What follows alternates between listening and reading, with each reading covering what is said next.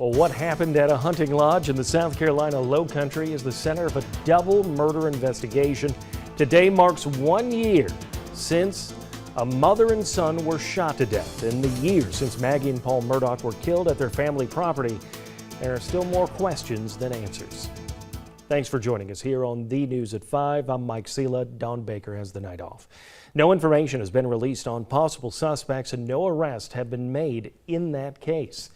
We have team coverage tonight as we try to unpack this case and the others involving the Murdaugh family. We start with WTOC anchor Jessica Savage with the latest on the murder investigation.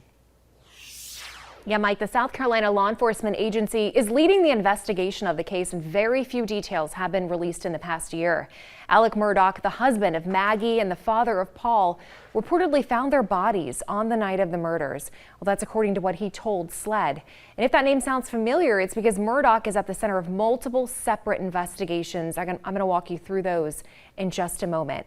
But on the night his wife and son were killed, he was the one that called police around 10 p.m. to report the murders. Well, SLED has released few other details and has never given an on-camera interview about this case.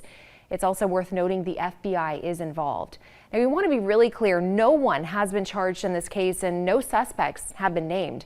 But Alec Murdaugh is at the center of other criminal investigations, including one in which he's accused of hiring someone to kill him and make it look like a suicide. Last September, Murdaugh was shot on the side of a road in Varnville. He, along with one other man, are charged in the scheme. Murdaugh told state agents that he planned his death so his only living son could collect his multi-million-dollar life insurance policy. And later, more accusations came to light. His own law firm accused him of misusing money. He later resigned and his law license has since been suspended. Well, in addition to this initial allegation, Murdaugh is also facing at least 48 separate charges of money laundering, fraud, and forgery connected to the ongoing state investigation. The FBI is also involved in that investigation. Now, another investigation that has emerged involves millions of dollars owed to the family of Murdaugh's late housekeeper. And just last week, Murdaugh admitted he never paid the $4.3 million owed to Gloria Satterfield's family from a settlement and wrongful death lawsuit. Well, she died in 2018 after a reported trip and fall accident at the Murdaugh family home. That wrongful death settlement is just one of a few cases investigators are taking another look at following the murders of Maggie and Paul. For more on that, we want to send it over to investigative reporter Max Deeknight, who's at the live desk.